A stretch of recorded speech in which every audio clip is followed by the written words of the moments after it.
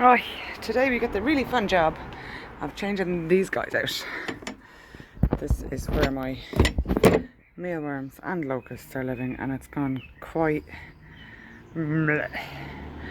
So there's a lot of like dead stuff and rotten stuff in the bottom, and also some locusts and some mealworms still doing their thing. So just to very carefully separate what's living and what's dead, to keep it from being mank. Like, that's quite mank there.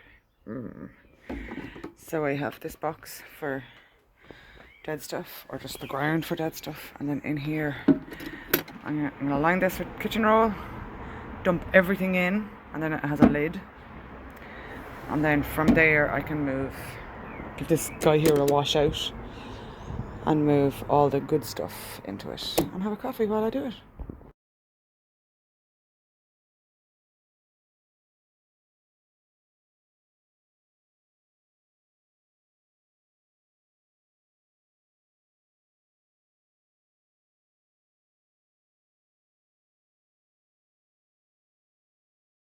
Okay, I had to stop that for a second because this is what I've got taken out so far, all dead stuff. Nothing's moving. I'm using a clear container so that I can see there's no little wrigglers escaping. Oh, there's one. I can see him. So that's what the clear container's for. But when we look in here, hey locusts, looking good. Look in here, this is so gross, I love it. Look how much it's all, like, it's moving, it's alive. The more you spot one moving, you start to spot like everything. The whole thing is like alive. But I got all the locusts out, I think.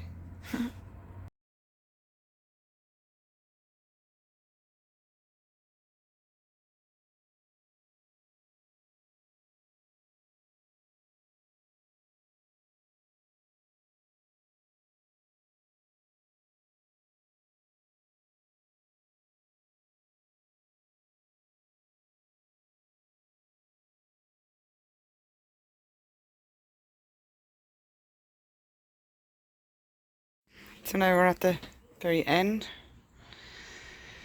You can see in there still is some of that substrate in. I'm not separating it all. This is just all the really mucky cook. This is kind of what I'm left with now. A few guys in the corners.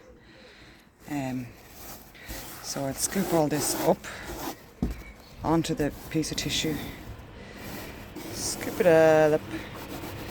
And then any very big pieces that I can tell, oh, that's definitely carcass, or that's definitely rotten. Like, that's gone. So that's gone, you know? This is gone. But a lot of this stuff is still fine. And there's worms. So it's just the last bit now.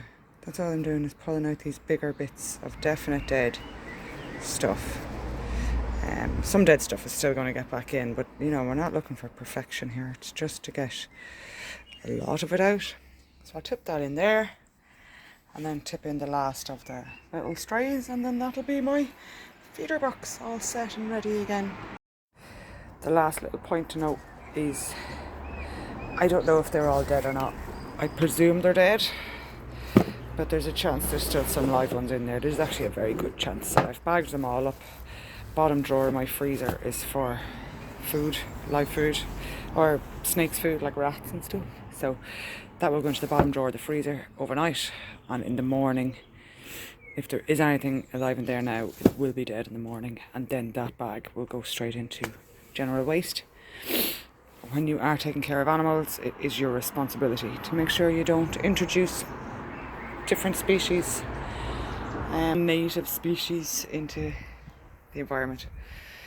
So I know I'm doing this outside, and it's kind of running a risk that something could fall to the ground, but if anything falls to the ground, I will kill it straight up. And if you're going to do this kind of thing outside, you need to be prepared to kill it if it escapes from you, because you can't have them. Certainly not locusts. I really don't think Irish farmers need locusts now swarming on their crops, on top of all the other issues they have to deal with. And that would be my fault if they were to escape from my care. and be introduced. So freezer is always the way to deal with something like that if you're ever unsure what to do. And thank you very much for watching. Tune in for the next exciting whatever it is I'm up to. Bye.